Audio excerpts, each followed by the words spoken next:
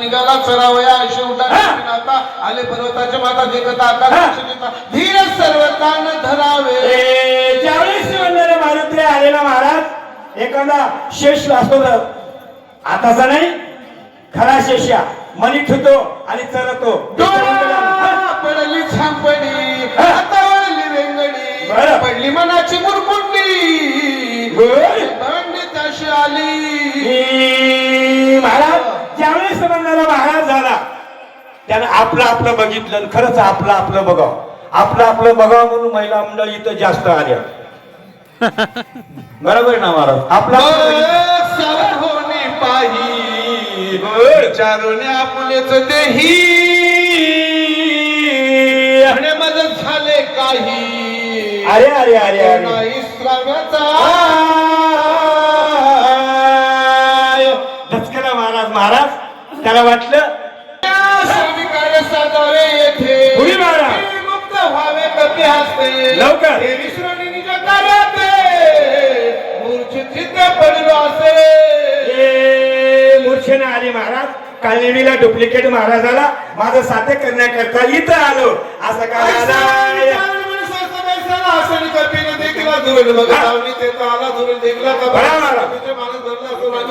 ऋषी गंगाचे हनुमान श्रीराम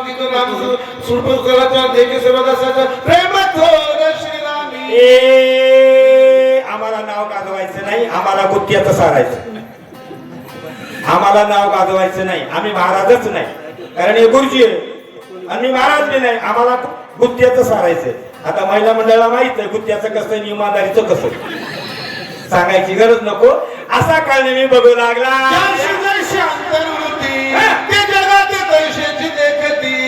विषयांची उपपत्ती श्लोक संपत्ती परिसावी. ऐका मला विषय गोड आहे कारण श्लोक गोड आहे. ज्यावेळेस मारुतीला बघू लागले मारुतीला साधू दिसला. आता इथं थोडं काहीतरी सांगावं लागतंय आणि मग पळावं लागतंय.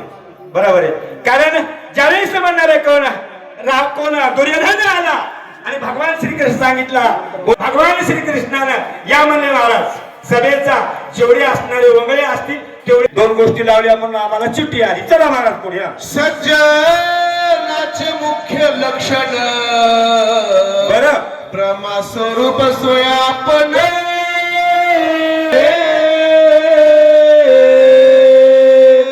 आता आम्ही पळू लागल्या चिठ्ठी आल्या 400 लोकांना जिनोनिया काम क्रोध वा दमन इंद्रियाचे द्वंद विषयाचा कंद आनंद पावले. कारण हा म्हणणारा मारुती तो म्हणणारा डुप्लिकेट म्हणणारा कोण का नाही महाराज. कारण विषय ज्याने विषयाचा कंद त्याच्या पलीकडे गेलेला हा म्हणणारा मारुत्र्या विषय तो त्यांचा झाला नारायण अशी अवस्था म्हणणारी मारुत्र्याची झालेली आहे.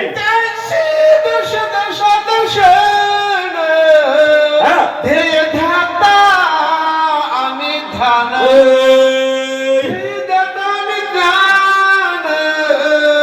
अवघ्याचित घड भासत पलीकडली असणारी तिरुपती मारुत्र्याची तिरुपती म्हणणारी रामांसाठी म्हणून हा म्हणणारा डुप्लिकेट महाराज मारुत्र्याला राम दिसू लागलेला आहे. सज्जनाचे लक्षण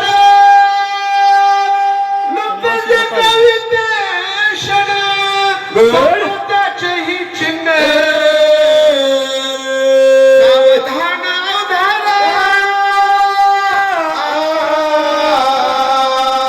त्याचे लक्षण सांगू लागले आहेत. सदा ओळखेत असी बरोबर अनुमातन उल्लंघी वचनासी म्हणे सर्वश्रेष्ठी मी दास तुझा. त्याची अवस्था म्हणणारे कोण अशी असती. समोर कोणी बी राहू द्या हो लबाड राहू द्या कपटी राहू द्या दुर्जन राहू द्या महाराजांना असणारा कोण प्रत्यक्ष साधू दिसतो. असा असणारा साधू मारुत्र्याला म्हणणारा समोर दिसू लागला. धन्वंतर व्यवहारे सौजन त्याशी आत्या दले विरक्त देखून एक सरे स्वयं दातार बैस तो सज्जन आहे ना, ज्यानं असणार रामाची निज कथा तापस मुखे ऐकता उल्हास झाला कपिनाथा देखोनी सादरता वानरी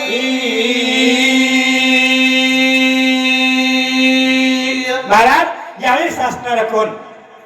मारुतीला आनंद झाला, कारण तो तापसमुखी आहे का नाही ना, पण मारुतीला बोलू लागले. आम्हाला होते महाराज असं कुठं कुठं घडलेलं आहे. हे तर इसर भोळ्याच माणूस आहे, काही कुठं विसरून आज एका जागी सुटरच विसरून आलाय बाबा. मी मला जाऊ द्या गुरुजी. नाही नाही म्हणजे मला जावं लागतंय. मी मला जा वापस, मी जातो पायाला म्हणलं शक्तीला. खंडारला आलाय, सुटर विसरले ते कुठं? भोपळवाडीला. असं घडतंय महाराज कुठं कुठं. बरोबर आहे. आता तुम्ही असं घडू देऊ नका, काही बोलू नका. आणि बोललं तर म्हणणार काही असणारा कानात घुसत नाही आणि वेगळंच म्हणणार. शक्ती होती, आम्ही मोठ्या शक्तीला गेल्या. अचानक लाईन गेली. लाईन गेल्यावर समजे बक बक बक महिला मंडळ उठल्या. त्याच्या दोन आलत्या, एक वरट्याची होती आणि एक बामणाची होती. बामणाच्या बाईचे लेकरू गोरपान, वरट्याच्या बाईचे लेकरू काळं डुक. दोन्ही लेकरं झोपली आणि लाईट गेली. दोन्ही बाया उठल्या आणि लेकराची आदला बदल झाली. वरट्याच्या बाईपाशी गोरपान लेकरू आलं आणि बामणाच्या बाईपाशी काळं डुक लेकरू आलं. त्याला काहीच कळलं नाही. लाईट गेली, घरला गेल्या. सकाळ असणारं उजळलं. लेकरू लेकीकडे बघायला ते लेकराकडं. लेकरू दोन्ही उठले लढू लागले. आता त्या लेकराला कळालं ओरिजिनल आमची माय नव म्हणून. लेकराला कळालं हो. एक बाई म्हणली पोती बघली महाराज या वरत्याच्या बाईनं. माय म्हणली मला पोती काय पावली माय, मला लेकरू काळ जर होतं एकदम गोरप्पान आलं. बामणाची बाईने बघितलं, तिने म्हणली माय म्हणली मला काय पोती पावली म्हणली, पोती भोवली म्हणली मला. उगच गेले पोतीला, बामणाचे होती नी पण उगच गेले आणि मग गोरव होत मला काळ भेटलं. असं करू नका. शांत कथा ऐका, कारण या ठिकाणी वाचक सूचक कारण असणाऱ्या त्याने आम्हाला फोन केला. आम्ही आल्या, आनंद वाटला. संयोजकाने सेवा दिल्याबद्दल गावकऱ्याचे ऋणी. आणि खरंच आता इथून हायगाय करू नका. जे आमची भावकी येईल त्या नाही तर पण नाही तर आम्हाला बोलवा. झालेली सेवा मारुतीच्या कथेला पूर्ण रामकिशन महाराज कळकेकर आणि सूचक म्हणून सेवा करतील हरिभक्त परायण कोडवा पाटील जाधव धानोरा. लवकर या. वाचक म्हणून सेवा करतील रामकिशन महाराज कळकेकर व सूचक म्हणून सेवा करतील कोंडोबा पाटील कदम धानोरा. रावण कपट रूप योनी शून्याश्रम जे कोणी श्रीराम पत्नी चोरीनी. हा बरोबर आहे. श्रीरामास्ता जनस्थानी रावण कपट रूपे योनी शून्याश्रम जे कोणी श्रीराम पत्नी चोरीनी. त्या ठिकाणी मागली कथा सांगायला काळनेमी मारुतीरायाला रामायण सांगायला. काळनेमी डुप्लिकेट महाराज आहे. मारुतीरायाला काय वाटते जसं दिसते आपल्या नजरेला काय दिसते तशाच प्रकारे जग दिसते. मारुती खरा साधू होता म्हणून त्याला सगळे साधू वाटू लागले, पण हा साधू नव्हता समोरचा. सांगितले आताच गुरुजीनं खूप काही, म्हणजे काय तेवढं सांगायचं काही नाही आणि वेळही फार कमी आहे. तरी ते काय म्हणणार ते की बाबा एका आश्रमात रावण खोट्या खोट्या गोसाई होऊन माय म्हणून भिक्षा मागला आणि सीतेचं हरण केलं असं काळनेमी मारुतीरायाला सांगू लागले. मारगाडवा होता राक्षसी श्रीराम त्यासी मारिले.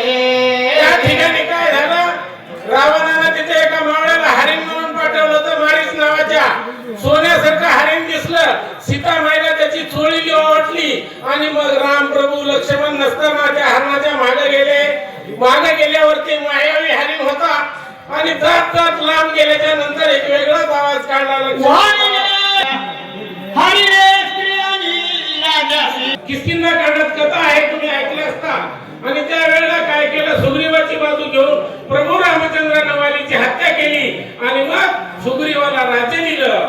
राजा सुग्रीव राजा माहिर शकलवान राजा हनुमंताने याची मैत्री करून दिली होती. वाटत तंबाखू खाणाऱ्याला तंबाखू खाणारा भेटला की ते जात झाली. अशा प्रकारे मारुती समोरचा साधू वाटालाय आणि कथा छान वाटाली आणि त्याला रामायण सांगायला काय म्हणते समुद्राच्या काठावर वानर आहे ना सेतू बांधला म्हणजे पूल बांधलं नळ नीळ अंग जमवन हे जे 5 मुख्य होते नळ आणि नीळाकडे अशी एक शक्ती होती की त्यांनी टाकलेला दगड पाण्यावर तरत गेलाय राम असं लिहिलं की राम नावाची एक ताकद होती ती गोडी येत असते. काळनेमी पैसे मारत नाही गेल्यानंतर काळनेमीनं म्हणायला लागले मी आलो स्वामी कार्याशी तुझं कंदमुळं फळ असणारा मी भक्षण करावं पण माझ्या मालकाचं कार्य करण्याकरता मी इथं आलेला आहो. सांगून स्वामी कार्यार्थ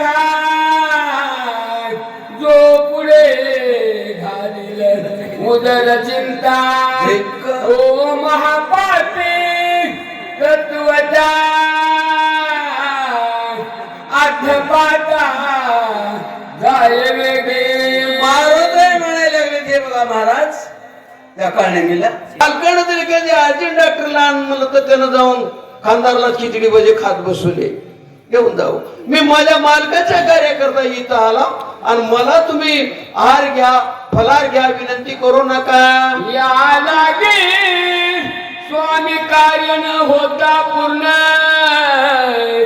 न करी फळ मूळ भोजन तुझ्या आदरा लागी जाण जलपान उदक पान माझ्या मालकाचं कार्य होईल लई लई आमची जर तुम्ही विनंती करू नका करू करा तुझ्या आदरा लागी जा लई जर मला जर वाटू लागलं फक्त मला 1 गिलास तुमच्या आश्रमातलं पाणी द्या म्हणून मागायला लागले. आई कोणी कपीच्या वचनाचे वाक्य तुका बरा मानच्या नायाचे पावेल मृत्यूची सर्व त्याने गुळानं मारलाय त्याने पाणी मागायला का नाही आश्रमाच्या जवळ सरोवर आहे तिथं विवशी आहे त्याने पाणी मागायला तिथे आई सावित्रे मानले पुन्हा बोले कपीचे वचन स्वामी कार्य न होता बरोबर आहे महाराज तुमचं म्हणाला काढणे मी मालकाचं कार्य होईपर्यंत आम्ही तुम्हाला म्हणून बरं झालं. तुम्हाला पाणी जर पियाचं आहे का बोला.